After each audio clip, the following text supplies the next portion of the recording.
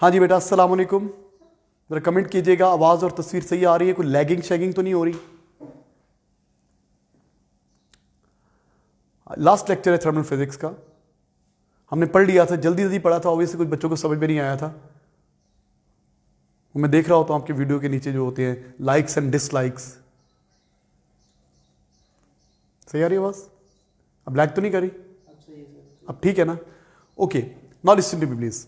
बेटा, अगर आपको कुछ चीज़ समझ में नहीं आती ना, प्लीज़ कमेंट करके पूछा करें, मुझे मैसेज कर दिया करें, यहाँ पे पूछा करें ताकि आपको समझ आए। ठीक है, ये आमतौर पे थर्मल फिजिक्स में बना 6-7 लेक्चर्स में ख़त्म हो जाता। आज 13 के 14th लेक्चर है और ये इतने हम डबल पढ़ा रहे हैं, हम ज़्यादा प्रैक्टिस कर रहे हैं ताकि मेरे बेटों को समझ में आ जाए।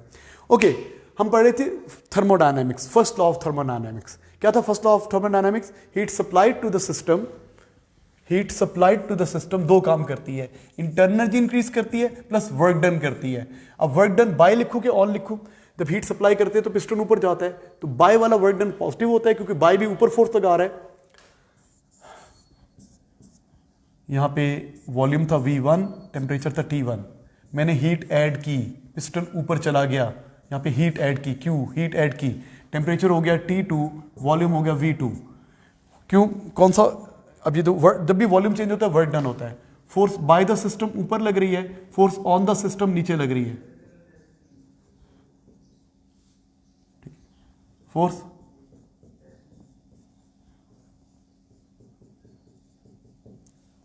ओके, अब देखो, जब पिस्टन ऊपर जा रहा है, जा भी ऊपर रहा है, बाय भी ऊपर जोर लगा रहा है, तो वर्क डन बाय वाला पॉजिटिव होगा, और ऑन नीचे जोर लगा रहा है, पिस्टन ऊपर जा रहा है, ऑन वाला नेगेटिव होगा। ये पता ना आपको? अब इसको डिफाइन करने के दो तरीके हैं, तो मैंने बाय वाले से डिफाइन किया, तो ये बन गया, और ये बन गई फर्स्ट लॉ ऑफ थर्मोडायनामिक्स की statement. In heat transfer to the system is equal to increase in internal energy plus work done by the system. कोई स्टूडेंट कहता है नहीं सर, मैंने तो ऐसे डिफाइन नहीं करना, मुझे ये पसंद नहीं है बाय, तो ऐसे लिखेगा Q is equal to delta U plus, जब वर्क डन बाय पॉजिटिव है तो ऑन क्या है बेटा?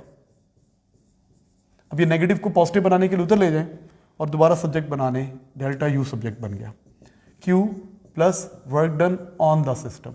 ये भी स्टेटमेंट है law of conservation of energy की, law of conservation of sorry, ये फर्स्ट लॉ ऑफ थर्मोडायनामिक्स है जो law of conservation of energy के अकॉर्डेंस है, उसको प्रूव करता है। तो इंटरनल एनर्जी इंक्रीज करने के दो तरीके हैं, हीट ट्रांसफर कर दें या work done on the system positive कर दें, कंप्रेस कर दें, ऐसे भी समझ सकते हैं इसको। अब इन दोनों में ये भी लिख सकते हैं, ये भी लिख सकते हैं, नीचे वाली ज्यादा कॉमन है। इन दोनों में हर चीज पॉजिटिव भी हो सकती है, नेगेटिव भी हो सकती है, Q और जीरो भी हो सकती है। Q जीरो कब होगी? जब नो हीट एंटर्स और leaves the system, rapid changes जिसमें हीट को आने जाने का टाइम नहीं मिला, इनको बोलते हैं एडायबैटिक चेंजेस। टायर बर्स्ट हो गया, एकदम से प्रेशर कम हो गया, और क्या हुआ, साउंड वेव में कंप्रेशन रेयरफेक्शंस है, तो उसमें हीट ट्रांसफर जीरो होती है, या थर्मली आइसोलेटेड सिस्टम है, हीट ट्रांसफर जीरो है। तो अच्छा, जब हीट ट्रांसफर इन करेंगे, गर्म करेंगे, चूल्हे पे रखेंगे तो पॉजिटिव होगा, फ्रिज पे रखेंगे, हीट रिमूव करेंगे तो नेगेटिव होगा। ओके, मेल्ट करने के लिए हीट देनी पड़ेगी, फ्रीज करने के लिए हीट को निकालना पड़ेगा, इसको ध्यान में रखिए। इंटरनल एनर्जी जब बढ़ेगी तो पॉजिटिव, कम होगी तो नेगेटिव। कब बढ़ेगी? जब टेम्परेचर बढ़ रहा है तो भी पॉजिटिव है, बढ़ रही है, और जब पोटेंशियल एनर्जी बढ़ रही है, टेम्परेचर नहीं बढ़ रहा, मेल्ट हो रही है या बॉयल हो रही है, तो ये पॉजिटिव होगी। ऑपोजिट, जब टेम्परेचर कम हो रहा है तो नेगेटिव होगी, जब फ्रीजिंग हो रही है तो नेगेटिव होगी, जब कंडेंसिंग हो रही है तो नेगेटिव होगी। Work done by the system positive कब होगा? जब वॉल्यूम बढ़ेगा, और जब वॉल्यूम कम होगा तो नेगेटिव होगा। ऑन इसके ऑपोजिट है, जब वॉल्यूम बढ़ेगा तो ऑन नेगेटिव होगा, बाय पॉजिटिव होगा। ये चीजें याद रखनी है। अब इससे रिलेटेड हम क्वेश्चन करने लगे हैं। हाँ जी, फर्स्ट लॉ ऑफ थर्मोडायनेमिक्स में be expressed in the form of delta Q is equal to, देखो, delta U is equal to Q plus W। U को सब्जेक्ट बनाया हुआ है ना, तो कौन सा वर्क डन है? ऑन वाला, ऑन। जब U सब्जेक्ट होता है तो ऑन वाला वर्क डन होता है, जब Q सब्जेक्ट होता है तो बाय वाला वर्क डन होता है। इसको रट्टा मान ले, में बिठा ले जरा। अच्छा, where U is the internal energy of the system, delta U is increase in internal energy, Q is the thermal energy supply to the system, W is work done on the system. वैसे भी बताया हुआ है इन्होंने। Complete figure 6.1, write down positive, negative और zero for this. ये different cases दिए हुए हैं जो हमने कल किए थे, उस तरह के केसेस। इसमें आपने बताना है कौन सी चीज पॉजिटिव है, कौन सी चीज नेगेटिव है, कौन सी चीज जीरो है। ठीक है मेरा बेटा? इसको जरा जूम इन कर लेते हैं।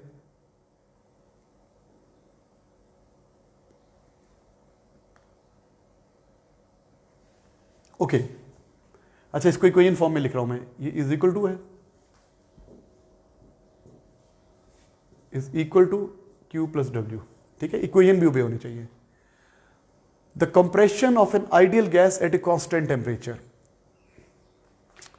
आइडियल गैस को कंप्रेस कर रहे हैं, compression of an ideal gas at a constant temperature, ideal gas है, इंटरमॉलिक्यूलर फोर्सेस से चेंज नहीं होंगी, आइडियल गैस है, कंप्रेस कर रहे हैं, कंप्रेस कर रहे हैं और कांस्टेंट टेम्परेचर है, ना टेम्परेचर चेंज हो रहा है ना स्टेट चेंज हो रही है, तो इंक्रीज इन इंटरनल एनर्जी कितनी होगी, ये तो जीरो होगी। भाई देखो ना, टेम्परेचर चेंज नहीं हो रहा, स्टेट चेंज नहीं हो रही, इंटरनल एनर्जी चेंज नहीं होगी। अच्छा, कंप्रेस कर रहे हैं, work done on the system positive है, कंप्रेस कर रहे हैं ना, बाय नेगेटिव है, तो ऑन वाला सिस्टम क्या होगा, पॉजिटिव, ये पॉजिटिव होगा, ये वर्क डन ऑन है ना, कंप्रेस कर रहे हैं। अच्छा, अब आपको पता है ये इक्वेशन है, मतलब ये जीरो है इक्वेशन के लेफ्ट हैंड साइड पे, राइट पे जीरो कब आएगा, जीरो पॉजिटिव के इक्वल तो नहीं हो सकता। अब ये पॉजिटिव है तो क्यू क्या होगा, क्यू पता है ऑटोमेटिकली, क्यू क्या होगा, नेगेटिव होगा, ये नेगेटिव होगा, नेगेटिव पॉजिटिव जमा होंगे, जीरो आएगा, इक्वेशन भी तो अभी होनी है ना। और वैसे भी पता है जब किसी गैस को कंप्रेस करते हैं, जब किसी गैस को कंप्रेस करते हैं प्रेशर बढ़ता है ना, प्रेशर बढ़ने से टेम्परेचर बढ़ता है। अब ये कहने कांस्टेंट टेम्परेचर है, इसका मतलब है उसने हीट सराउंडिंग को खुद ब खुद ऑटोमेटिकली लूज कर दी है, ताकि सराउंडिंग के इक्वल टेम्परेचर पर आ गया है। आप कंप्रेस कर रहे हैं तो टेम्परेचर बढ़ना चाहिए ना, नहीं बढ़ा, इसका मतलब जितनी भी हीट पैदा हो रही है बाहर दफा दूर हो रही है, हीट ऑटोमेटिकली बाहर जा रही है। आप इक्वेशन को भी चेक कर लें, लेफ्ट हैंड साइड जीरो है तो राइट भी जीरो होनी चाहिए, राइट जीरो कब होगी, जब एक टर्म पॉजिटिव है तो दूसरी नेगेटिव होगी। Think like that. जी सर, आप ये क्लास जल्दी रख सकते हैं? नहीं बेटा, और किसी टाइम पे क्लास नहीं हो सकती, वीडियो लेक्चर आपके पास रहता है, आप उसके बाद देख लिया करें, 1-2 दिन बाद डिलीट करूंगा, हमारे टाइम टेबल हम इसके अलावा नहीं कर सकते ना बेटा। कल जल्दी होगी, कल तो फ्राइडे है, कौन कह रहा है? Okay, the heating of the solid with no expansion, the heating of solid with no expansion, heating of solid with no expansion, volume change नहीं हो रहा, जब वॉल्यूम चेंज नहीं हो रहा तो वर्क डन कितना है, जीरो। हीट कर रहे हैं, हीट ट्रांसफर इन कर रहे हैं, टेम्परेचर बढ़ेगा तो ये भी पॉजिटिव होगा और ये भी पॉजिटिव होगा। आगे देखिए, the melting of ice at 0 degree to give water at 0 degree, ice is less dense and water, ठीक है, melting of ice at 0 degree to give water at 0 degree, temperature change नहीं हो रहा, टेम्परेचर चेंज नहीं हो रहा, but state change हो रही है, आइस पानी बन रही है तो इंटरनल एनर्जी बढ़ रही है, तो ये तो पॉजिटिव होगा। मेल्ट करने के लिए हीट ट्रांसफर इन करनी पड़ेगी, पॉजिटिव होगा। और वॉल्यूम में चेंज निग्लिजिबल है, वॉल्यूम में चेंज निग्लिजिबल है, जब सॉलिड मेल्ट हो, ठीक है, सॉलिड मेल्ट होता है या लिक्विड फ्रीज होता है, the change in volume is negligible almost, तो this is almost zero. Get it? पढ़ा था हमने कल भी, आज भी कर लिया। अच्छा मेरा बेटा,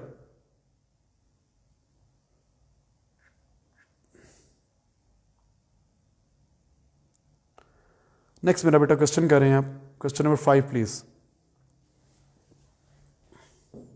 अपनी असाइनमेंट निकाल लें, साथ साथ क्वेश्चन करेंगे तो प्रैक्टिस हो जाएगी बेटा। So state first law of thermodynamics in terms of increase in internal energy, the heating to the system and work done on the system की फॉर्म में बताएं, ऑन द सिस्टम की फॉर्म में। फर्स्ट लॉ ऑफ थर्मोडायनेमिक्स तो आपको पता है, delta U is equal to Q plus work done on the system, first law of thermodynamics. अच्छा आगे कहते हैं, the volume occupied bye 1 mole of liquid at 100 degree is this much, volume given है, 1 मोल का इतने टेम्परेचर पे ये volume है। When water is vaporised at atmospheric pressure the vapour has a volume of this much, water vapour का ये volume है। The latent heat required to vaporise this much is, आपको उसकी एनर्जी गिवन है। Determine for this change in state the work done on the system.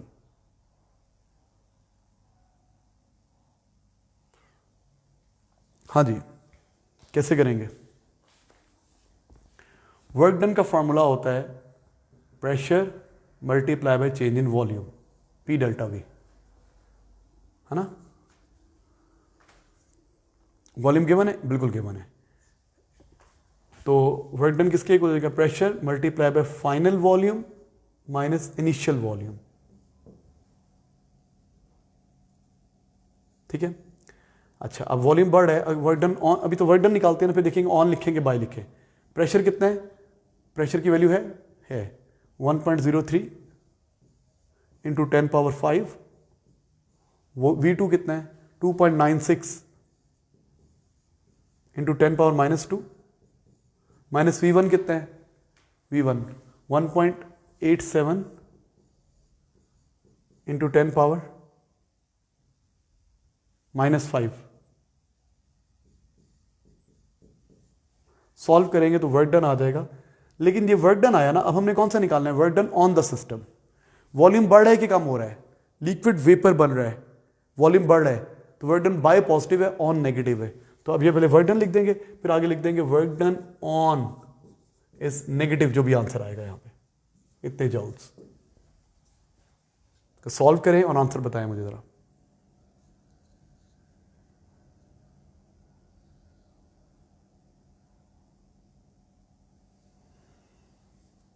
जल्दी से answer बताएं मुझे, इसका आंसर क्या आता है, इसको सॉल्व करें। वर्क डन क्या आया था,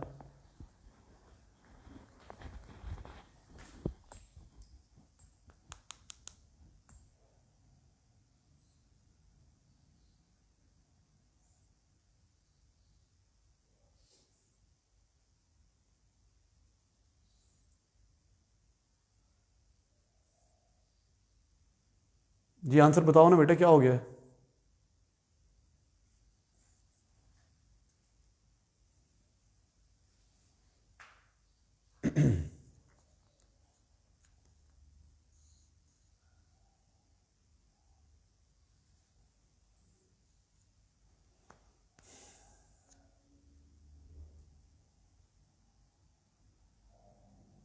कितना आंसर है, -3050 जॉल्स। थैंक यू बेटा, शुक्रिया।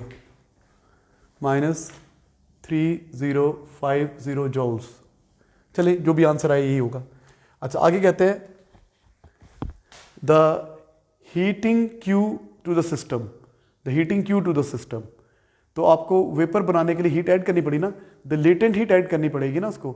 1 मोल को करने के लिए ये लेटेंट हीट है, तो ये इतनी हीट ऐड करनी पड़ेगी 4.05 इंटू 10 पावर 4, इतनी हीट ऐड करनी पड़ेगी 4.05 इंटू 10 पावर 4। तो क्यू का यही आंसर होना चाहिए मेरे ख्याल से। हीट किसके इक्वल होनी चाहिए, जितनी हीट दे रहे हैं आप।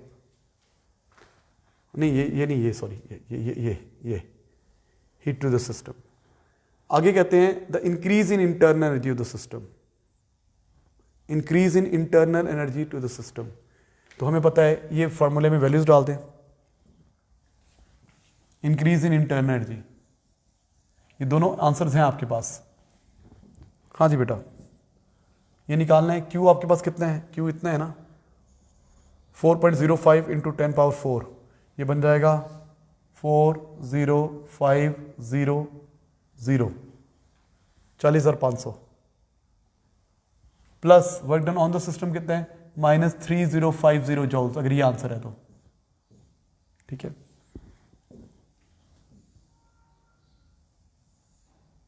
हाँ जी बेटा, इनको माइनस करेंगे तो इंटरनल एनर्जी आ जाएगी। नजर नहीं आ रहा। हाँ जी, कितना आंसर आ रहा है, डेल्टा यू, इन दोनों को जमा कर दिया।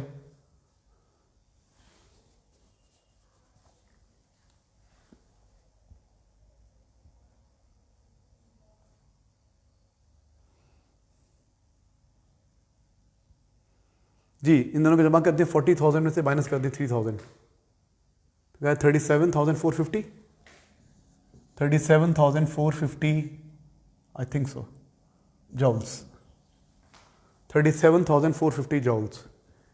अच्छा, उसके बाद क्या कहता है वो last part, using your answer estimate the binding energy per molecule in the liquid water, estimate the binding energy per molecule in the liquid water. ये 1 मोल की इतनी इंटरनल एनर्जी है ना, 1 मोल की इतनी इंटरनल एनर्जी है। तो 1 मोल में कितने पार्टिकल्स होते हैं, 6.02 इंटू 10 पावर 23 अननोन। हाँ जी, 1 मोल में कितने पार्टिकल्स होते हैं, इसको 1 मोल पे नंबर ऑफ मॉलिक्यूल्स पे डिवाइड करते हैं। ठीक है, बाइंडिंग एनर्जी पर मॉलिक्यूल निकालनी है, इंटरनल एनर्जी निकाल ली, पर मॉलिक्यूल निकालनी है, इसको नंबर ऑफ मॉलिक्यूल्स पे डिवाइड कर दें। Let me confirm from the marking scheme.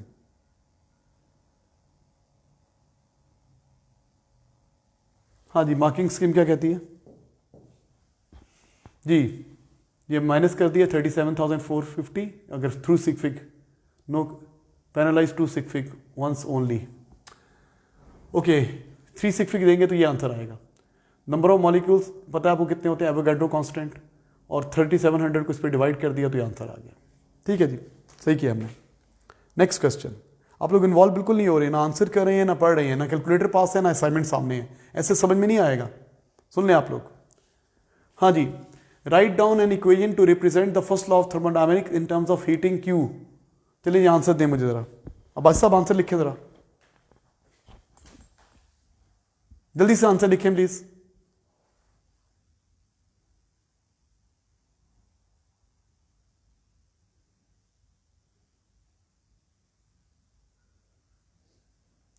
Write down the equation to represent the first law of thermodynamics in terms of Q, work done on the system and increase in internal energy। और B part का मैं answer जल्दी से बताएं।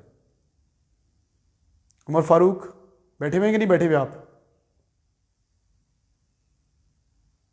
Answer दें please.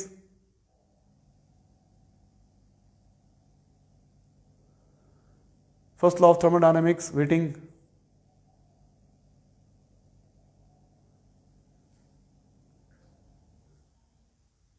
Zaara Shabbir, U is equal to Q plus, ठीक है, thank you बेटा। शहरियार बिल्कुल ठीक है, शाबाश बेटा। यू को सब्जेक्ट बनाओ शहरियार, आपने इस पर अगर आप क्यू को सब्जेक्ट बनाते हो मोहम्मद शहरियार तो वर्क डन ऑन होता है, ऑन नहीं बाय होता है। यू को सब्जेक्ट बनाओगे तो ये होगा। हाँ भाई, क्या है जी first law of thermodynamics? U is equal to क्या था, Q plus work done on. हाँ, अगर आप Q का सब्जेक्ट बनाते हो तो होता है delta U plus work done bye, इसको रट्टा मारो। ठीक है, ये लिख रहे हो तो फिर U को सब्जेक्ट बनाया तो ये आएगा, Q को सब्जेक्ट बनाया तो ये आएगा। उसने ऑन की फॉर्म में पूछा है ना, तो ऑन की फॉर्म में फिर यही लिखेंगे आप। अच्छा, the pressure of an ideal gas is decreased at a constant temperature. Pressure is decreased at a constant temperature. Pressure is decreased at a constant temperature. कैसे डिक्रीज किया होगा? वॉल्यूम बढ़ाया होगा, है ना। देखो ना, pressure is decreased at a constant temperature, तो इसका मतलब है आपने वॉल्यूम बढ़ा दिया, यही मतलब हुआ ना। पहले वॉल्यूम V1 था, बाद में वॉल्यूम V2 कर दिया। Pressure of an ideal gas is decreased at a constant temperature. Temperature दोनों का सेम है, यहां भी T यहां भी T। Explain what change if any in the internal energy of the gas. Internal energy में क्या चेंज आएगा?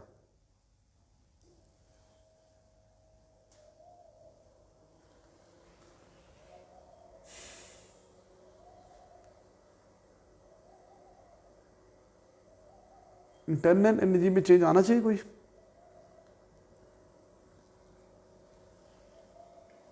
हाँ जी,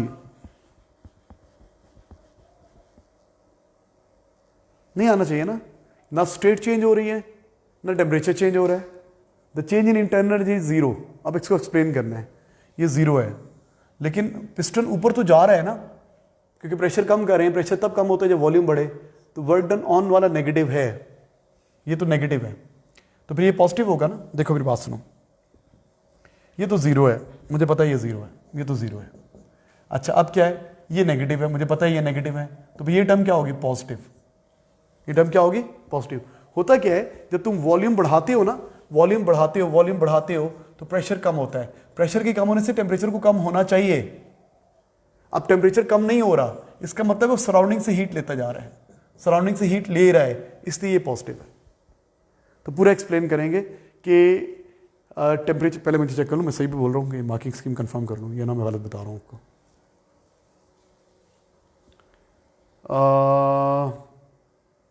No change in intermolecular forces, so no change in internal energy.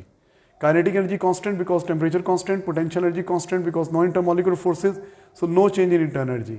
इन्होंने इस तरह एक्सप्लेन किया हुआ है, kinetic energy and potential energy बहुत constant, so no change in internal energy. अच्छा, इसको फर्स्ट लॉ ऑफ थर्मोडायनेमिक्स से तो एक्सप्लेन ही नहीं किया इन्होंने। हाँ, ये बताया कि जीरो तो होगा। ओके, सो हम ज़्यादा लिखेंगे ऑब्वियसली। तो हो क्या रहा है बेटा, टेम्परेचर कांस्टेंट है तो काइनेटिक एनर्जी चेंज नहीं हो रही, और आइडियल गैस है, इसकी तो पोटेंशियल एनर्जी भी जीरो होती है, अट्रैक्टिव फोर्सेस भी नहीं होती। तो इन्होंने हम ज़्यादा डिटेल में एक्सप्लेन कर रहे थे, इसकी ज़रूरत नहीं है। बेटा मार्किंग स्कीम पढ़ते से पहले मुझे नहीं पता था कितना एक्सप्लेन करना है, तो हम ज़्यादा लिखते हैं हमेशा। हम ये भी लिखते और ये भी बताते जो हम नहीं बता रहे थे कि काइनेटिक एनर्जी भी चेंज नहीं हो रही क्योंकि टेम्परेचर चेंज नहीं हो रहा, और पोटेंशियल एनर्जी वो भी चेंज नहीं हो रही क्योंकि पहले भी जीरो थी, बाद में भी जीरो है। आइडियल गैस है ना, इंटरमॉलिक्यूलर फोर्सेस जीरो है। तो उन्होंने तीनों नंबर किस चीज़ के दिए हुए, इस चीज़ के नहीं दिए मार्क्स। एक नंबर जीरो लिखने का दिया है, एक नंबर काइनेटिक एनर्जी बताने का दिया है कि वो कांस्टेंट है, टेम्परेचर कांस्टेंट है, और एक नंबर पोटेंशियल एनर्जी को एक्सप्लेन करने का दिया है। ठीक है, तो हम ज़्यादा लिखेंगे तो सारे मार्क्स आएंगे। अब समझ आ गया मार्किंग स्कीम से पढ़ के। आगे चल रहे हैं बेटा, next please. November 09 variant 42 question number 2 state what is meant by internal energy of the gas, microscopic sum of randomly distributed kinetic energies and potential energies of molecules, sum of kinetic and potential energy of molecules, ठीक है, which are randomly distributed कह सकते हैं आप। The first law of thermodynamics is this। अच्छा वो कह रहे हैं बताएं हर टर्म का क्या मतलब है। डेल्टा यू सब्जेक्ट है, it is increase in internal energy, क्यों क्या है, heat transfer to the system, ये work done on the system है। W क्या है, work done on the system. अच्छा आगे कहते हैं an amount of 0.18 mole of an ideal gas is held in an insulated cylinder fitted with a piston as shown. ये piston है, ये गैस है, इंसुलेटेड सिलेंडर है। एटमॉस्फेरिक प्रेशर आपको गिवन है। The volume of the gas is suddenly increased from 1.8 into 10⁻³ to 2.1 into 10⁻³ suddenly increase किया volume को, suddenly increase किया है, rapid change, rapid change. Heat को आने जाने का टाइम नहीं मिला, तो ये कौन सा चेंज है, एडायबैटिक चेंज। इस पे क्या होगा, Q0 होगा।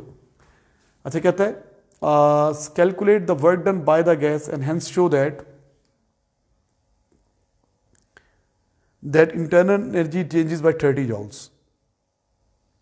पहले तो वर्क डन निकाले ना, work done by the gas, volume बढ़ रहा है कम हो रहा है, बढ़ रहा है, work done by the gas positive है। कैसे निकालते हैं work done, P delta V।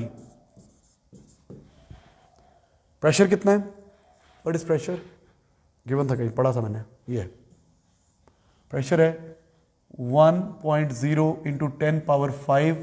बाद में वॉल्यूम कितना हो रहा है, 2.1 minus 1.8, 2.1 minus 1.8 into 10⁻³ centimetre cube है ना। इसको मीटर क्यूब में करने के लिए 10⁻⁻6 से मल्टीप्लाई करेंगे, 10⁻⁻6 मीटर क्यूब में मल्टीप्लाई करना है ना।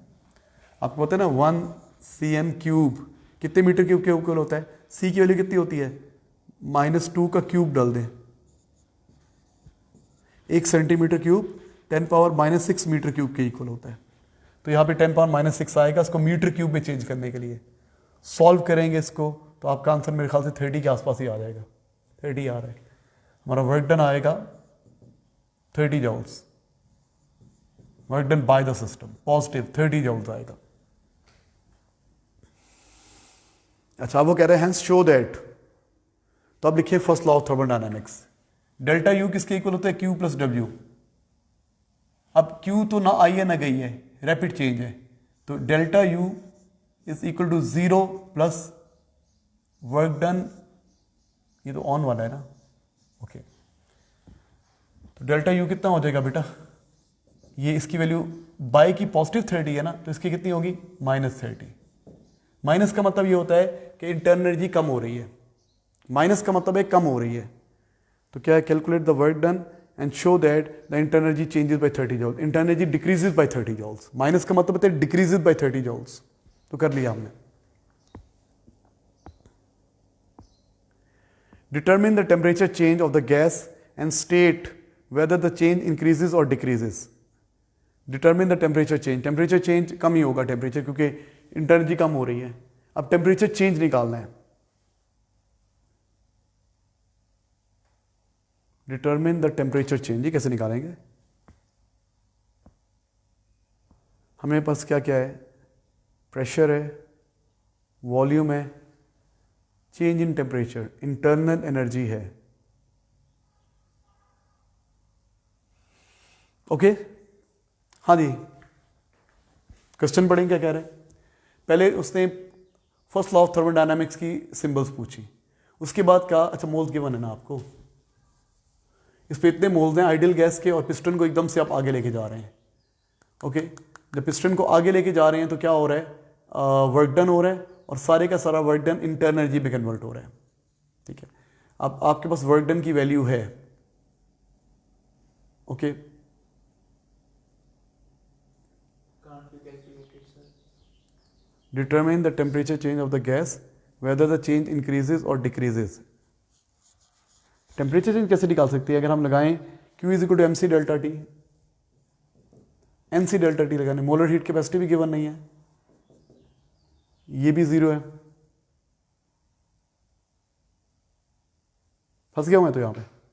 Determine the temperature change of the gas and state whether the change, temperature तो कम हो रहा है, ये तो नेगेटिव होगा। टेम्परेचर चेंज कैसे निकालेंगे? कौन सा फॉर्मूला पड़ा है जिसमें डेल्टा टी आता है? PV is equal to NRT, उससे टेम्परेचर आएगा, चेंज तो नहीं आएगा। ओके सॉरी, हार मान गया, मार्किंग स्कीम देख रहा हूं, हो जाता है कभी कभी, परेशान ना हो। ओह जनाब क्वेश्चन ही पूरा नहीं है, ये देखो क्वेश्चन में क्या कहते हैं मार्किंग स्कीम में, these 3 marks were removed as insufficient data were given in the question. ऐसा भी होता है, गोरे गलती करते हैं। दीज 3 मार्क्स वर रिमूव्ड, पहली बार देखा मैंने। ठीक है, मतलब किसी क्वेश्चन में कभी नहीं आया हुआ, वरना हमेशा सही क्वेश्चन होता है। As insufficient data was given in the question. Okay हम कैलकुलेट नहीं कर सकते तो शुक्र है। अच्छा भाई, November 10 variant 41 question number 2 please. State the basic assumptions of KMT leads to the conclusion that potential energy between the molecules is zero। तो क्या होती है, कौन सी ऐसी चीज है जो ये बताती है कि पोटेंशियल एनर्जी जीरो है? तो they are no attractive forces between molecules, they are no attractive forces between molecules. ये प्रूव करती है कि पोटेंशियल एनर्जी जीरो है। State what is meant by internal energy of the substance, microscopic sum of randomly distributed kinetic energies and molecule potential energy of molecules. रट्टा लगाएं इसको। Explain why increase in internal energy of the ideal gas is directly related to rise in temperature. Increase in internal energy is directly related to rise in temperature. तो मुझे पता है internal energy होती किसके equal है? किसके equal होती है? Sum of kinetic energies plus sum of potential energies. Ideal gas पे ये तो जीरो हो गई, तो फिर internal energy is equal to sum of kinetic energies. Sum of kinetic energy क्या होता है? Number of molecules into average kinetic energy. Average kinetic energy है ना, total kinetic energy. Sum of kinetic energy कैसे निकालते हैं? Number of molecules into average kinetic energy. अब internal energy किसके इक्वल हो गई? Number of molecule capital N कह लो, कैपिटल एन इंटू 3/2 kT। याद है आपको 3/2 kT। तो अगर ये टर्म्स कांस्टेंट हैं तो internal energy is directly proportional to temperature. 3/2 kT पढ़ा था आपने, average kinetic energy. Total kinetic energy कैसे निकालेंगे? जब एवरेज काइनेटिक एनर्जी, एक मॉलिक्यूल की काइनेटिक एनर्जी को नंबर ऑफ मॉलिक्यूल से मल्टीप्लाई करेंगे। तो इंटरनल एनर्जी होता है sum of kinetic and potential energy. ये तो जीरो है ना, क्योंकि अट्रैक्टिव फोर्सेस जीरो हैं, तो ये रह गया। सम ऑफ काइनेटिक एनर्जी कैसे निकालेंगे? टोटल मॉलिक्यूल्स को एवरेज से मल्टीप्लाई करेंगे। और एवरेज काइनेटिक एनर्जी क्या होता है? 3/2 kT। ये अगर कांस्टेंट है तो internal energy is proportional to temperature. Get it? Okay next please. Next बेटा, ये क्वेश्चन कराना था मैंने आपको, जरूरी। ये है उससे रिलेटेड, हीट इंजन से रिलेटेड बेटा। हाँ भाई, क्वेश्चन कर रहे हैं हम लोग, all of you please.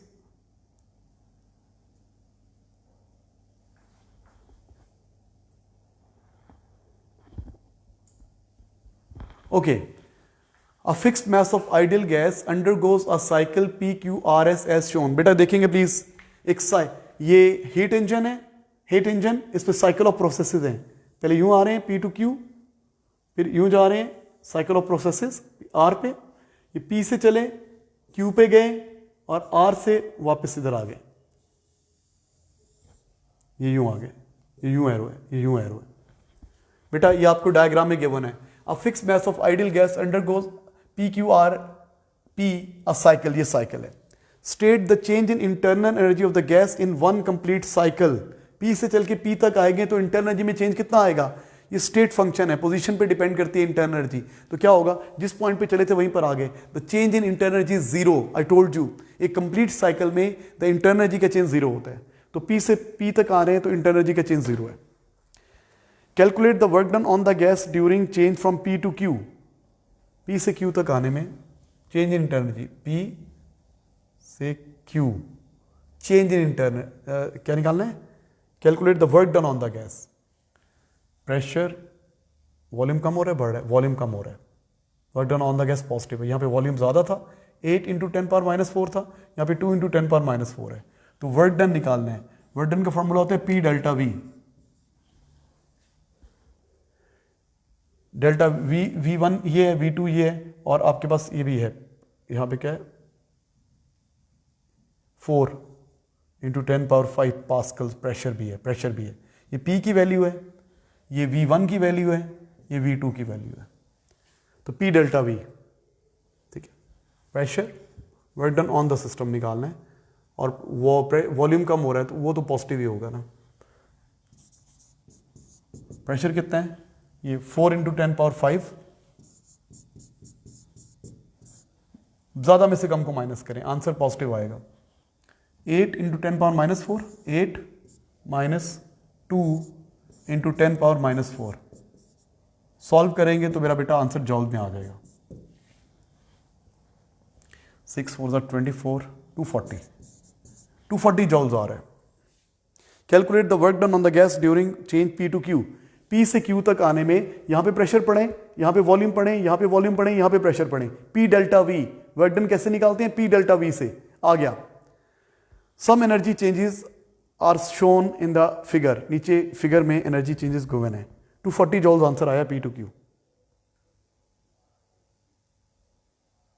Okay, मैं साइकिल बना देता हूं आपके लिए।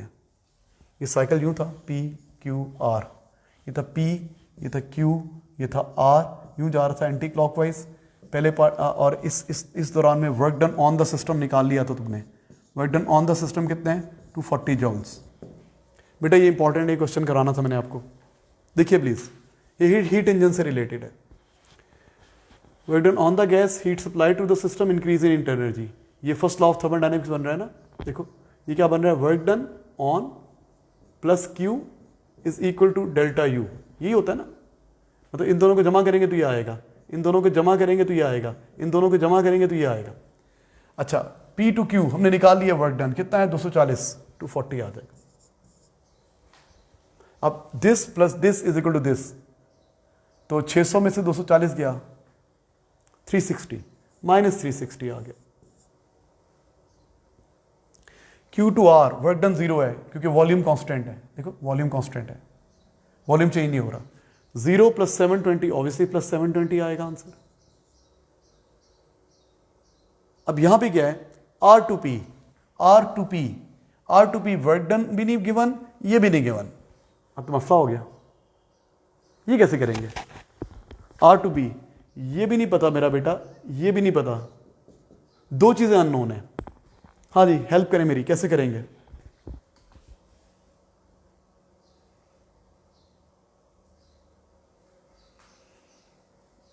बेटा E2 वाले बहुत मैं वरीड हूं, आप लोग बहुत ज़्यादा नॉन सीरियस हैं, ना इन्वॉल्व हो रहे हैं, ना क्वेश्चन करते हैं, ना पूछते हैं। क्या करोगे तुम लोग, एंट्री टेस्ट देना है तुमने अभी यार, उसके लिए फिजिक्स आनी चाहिए। एरिया अंडर द ग्राफ नहीं जीशान, होता है work done during one cycle होता है, वो area covered by the cycle जो होता है ना, वो होता है work done during one cycle, वो ये नहीं है, and area under the graph नहीं है। और इससे आसान तरीका है हमारे पास, प्लीज इन्वॉल्व हो। कहां है अनस साहब, आंसर क्यों नहीं दे रहे। काजमी साहब कहां हैं। Pythagoras theorem no, vector addition Hanan नहीं मेरा बेटा यार, कैसे कर रहे हो। फल्ला रियान नबी साहब नहीं जी।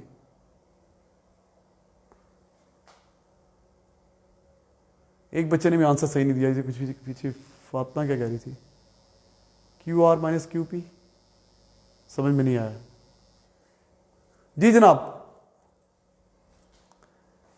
अहमद अब्बासी साहब जरा अपनी प्रेजेंस शो करें अपनी लिख दें मैं प्रेजेंट हूं, नहीं है तो बाबा से बात करता हूं मैं अभी आपकी। कासिम उस्मान आंसर दो, मार्किंग स्कीम नहीं देखनी।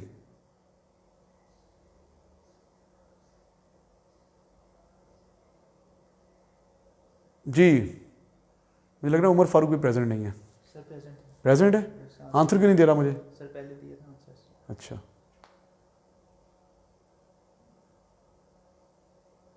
हनान खान नहीं यार, इतने माशाल्लाह लाइक बच्चे बैठे हुए, इंटेलेक्चुअल्स बैठे हुए हैं, बड़े बड़े डॉक्टर बनना है, बड़े बड़े इंजीनियर बनना है, बड़े बड़े सियासतदान बनना है, और इसका आंसर नहीं दे रहे मुझे अभी तक।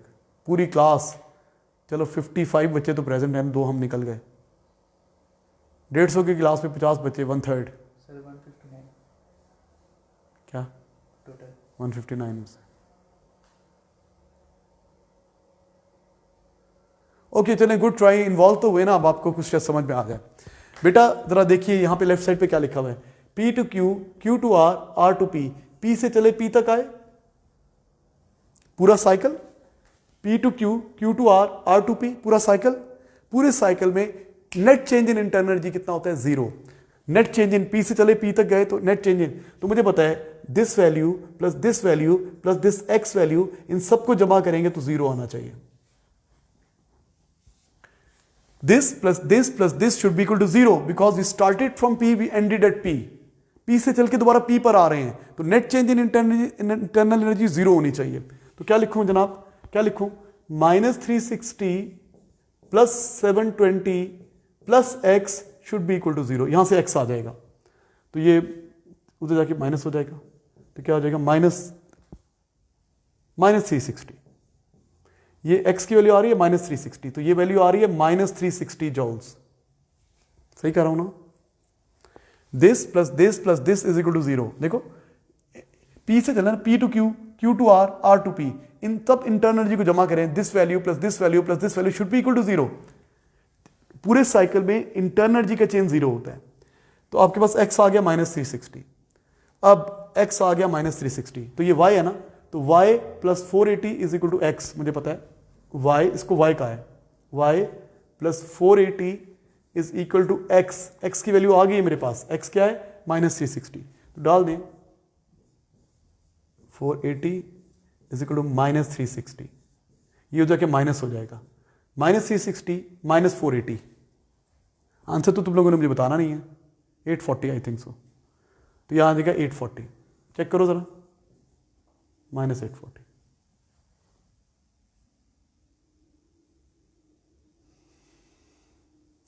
जी जनाब, एनी कंफ्यूजन? बहुत सारी कंफ्यूजन है। तो आपको पता चल गया P से चल के दोबारा P पर आ रहे हैं, तो net change in internal energy कितनी है? 0 है। आगे चलेंगे, दोबारा बताऊं कौन था? ओके जी, एक और बिल्कुल ऐसे ही क्वेश्चन है। अच्छा, ये जो मार्किंग स्कीम में दिए हुए ना वैल्यूज, ये किसी और क्वेश्चन का आ गया गलती से। देखो ये 3 420 तो लिखा ही नहीं हुआ, ये किसी और क्वेश्चन का आ गया, प्लीज इससे परेशान ना होइएगा। ये मार्किंग स्कीम में जो टेबल है कोई और कॉपी हो गया, इसलिए वो आंसर वो नहीं है। हाँ जी, last question, June 11 variant 42 question number 4। The first law of thermodynamics में भी एक्सप्रेस्ड एज डेल्टा यू, जब सब्जेक्ट है तो वर्डन ऑन द सिस्टम है, तो आपने सिंबल एक्सप्लेन कर दी। State what is meant by specific latent heat, क्या होती है? The amount of heat required by unit mass to change its state at a constant temperature. ठीक है, to change the state. The first use first law of thermodynamics to explain why the specific latent heat of vaporization is greater than specific latent heat of fusion. Specific latent heat of vaporization क्यों ज़्यादा है specific latent heat of fusion से? तो हमें पता है, for example ice है, ये आइस है, ice ice ice ice ice जब मेल्ट होगी तो पानी बन जाएगी, मतलब मेल्ट होने के बाद ये आइस है, उसके चेंज इन वॉल्यूम कितना होगा? 0। तो जितनी भी हीट है उससे इंटरनल एनर्जी को इंक्रीज करना है, लेकिन जब वो गैस बनेगी तो पिस्टन बहुत ऊपर चला जाएगा। इतनी जगह नहीं मैं दिखाऊं, यहाँ पे जब गैस बनेगी तो जो आप हीट सप्लाई करेंगे उससे 2 काम करने हैं, यू नो। क्यों क्या होता है?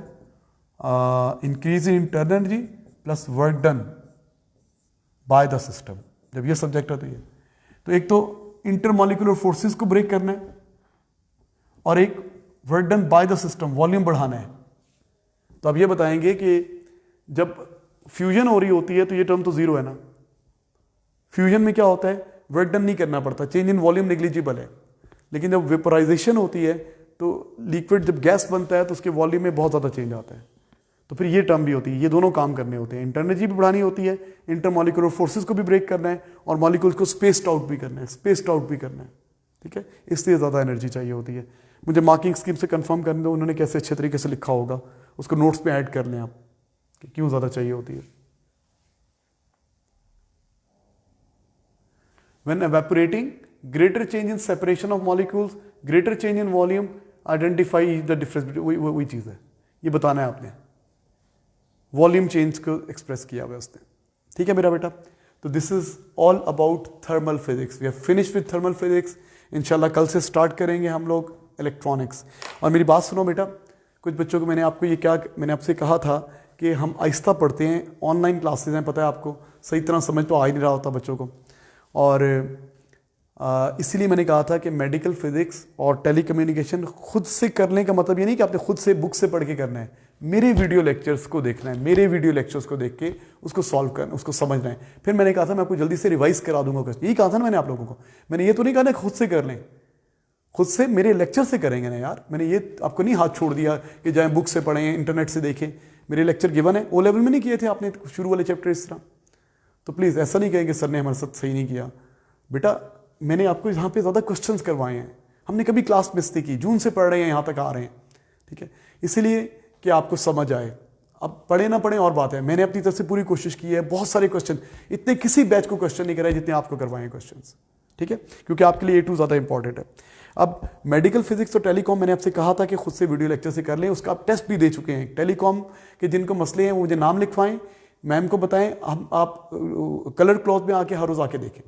वो मैं ही करा रहा हूँ ना, मेरे वीडियो लेक्चर है, मैंने आपको ये नहीं कहा कि आप खुद कर लें। तो प्लीज़ प्लीज़ प्लीज़ इसको पॉजिटिव लें और ताकि टाइम पे ख़त्म हो जाए। और जब आप वहाँ से देख लेंगे, एक बार वहाँ से देख लें, फिर समझ में, अगर आपको कुछ समझ में नहीं आया ना, आप मुझे बताएंगे कि सर मैंने पूरा देखा, ये मेरे नोट्स है, मुझे कुछ समझ में नहीं आया, तो फिर मैं दोबारा पढ़ा दूंगा, चलिए जो भी है। लेकिन उसमें यह है कि वही टाइम मैं चाहता था कि आपको एक चैप्टर रिवाइज कराऊं, उसके और क्वेश्चंस, इसके अलावा क्वेश्चन प्रैक्टिस करा दूं। मेरा प्लान इसके बाद क्या है, इलेक्ट्रॉनिक्स पढ़ाने के बाद मेडिकल के एक दिन में रिवाइज करा दूं, टेलीकॉम एक दिन में रिवाइज करा दूं, और उसके बाद क्या करें हम लोग, हर रोज़ एक चैप्टर की क्विक रिवीजन करें और उससे रिलेटेड 15-20 क्वेश्चन कर लिया करें। 15-20 नहीं, चलो 5-10 क्वेश्चन कर लिया करें हर रोज़, तो आपकी दोबारा रिवीजन हो जाएगी। ठीक है जी, थैंक यू स्टूडेंट्स।